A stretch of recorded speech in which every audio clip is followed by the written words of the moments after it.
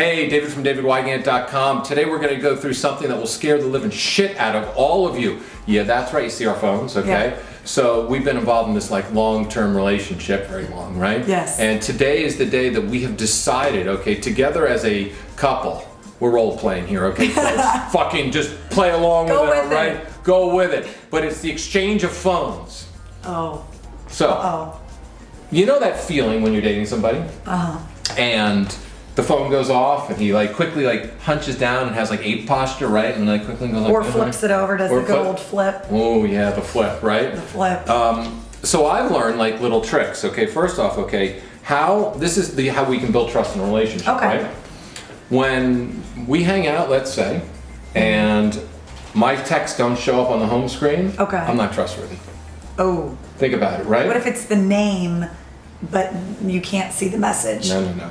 No, name is okay because name will trigger you anyway. Come on, I mean the fact of the matter is if we're hanging out, we're sleeping in late, and then the next thing you know, John texts. You're okay to John, right? But like if all of a sudden Amy texts, and you happen to go see it. Oh, hey, here's your phone, and women always hand the phone like this. Oh, here's your phone, right? That button always seems to press, right? Dudes will hand the phone like this. I will give you see the black screen right there, and I will give you a black screen because I don't really care. So the moment of truth is coming out, right? Yes. How much trust do we have to get rid of our passcodes? Will you do it with a man? I would say long-term relationship, a year plus, or engaged. Otherwise, you have no business looking through my personal information. I actually have a friend, I have a story. He's been married for 17 years and his wife never looks, his wife has never once even looked at his phone. 17 years of marriage. She is rare. Well, we won't go into it. Yes, she's a rare woman, right? So I'm thinking about a year. Okay. A year plus engagement and/or. Okay. How do you answer though? Like, let's talk about this. Okay, so a guy, and let's give give guys advice for the woman, right? So all of a sudden, okay, my ex texts me, one of them, right? But we just had an intimate moment. You're feeling very vulnerable, and it's 11 o'clock at night, and the ex text comes in, right? How does a guy handle that? Because that will happen to some of you who have exes. Well, it depends. First off, does the girl that you're with, does she say who is that? Or is it just She's going to say who is it. Okay, so I say it's me. I say, wait, who is that? And you say, it's Amy. Amy. Oh, who's Amy? Amy, my ex, from a couple of years ago. We've been friends for a long time. At 11 o'clock at night? Yeah, she sometimes needs advice with guys she's dating because I know her maybe tell her you're with your current girlfriend now. See, here comes the uncomfortable moment, guys. Right, I could feel a guy, you should probably just be upfront. If you really like the girl and you're in a relationship with her, it's not some casual 1 or 2 dates. You've been dating a few months, 6 months, you really like her, and the ex calls, you're honest, you tell the girl that you're with after your intimate moment, it's 11 at night. There's no problem in telling your ex-girlfriend, hey, I'm actually busy right now, or I'm with my current girlfriend. I can talk to you during the day. Maybe text me at an appropriate time. I'm fine with you still being friends with her. That's cool. You guys can text, have a relationship, unless we're married, obviously.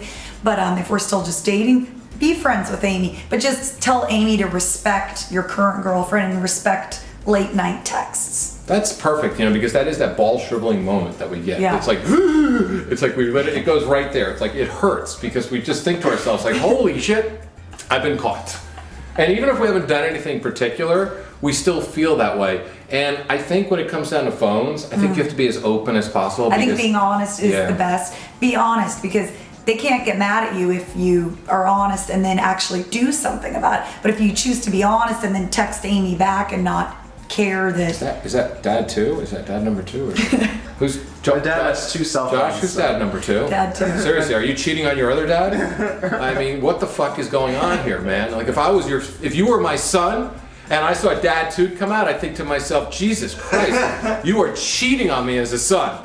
You see, that's what phones can do. It triggers a story, and you don't want to create a story. You want to be open, you want to be honest and authentic. So really, make your phone as available as your heart. Because if you think about it, most people, this is like a human fucking pacifier nowadays, and it's always stuck to us like this, and we're constantly, oh, my phone. Yeah. So she's gonna be curious, and he's gonna be curious, so make that phone something available. Anything else you want to add?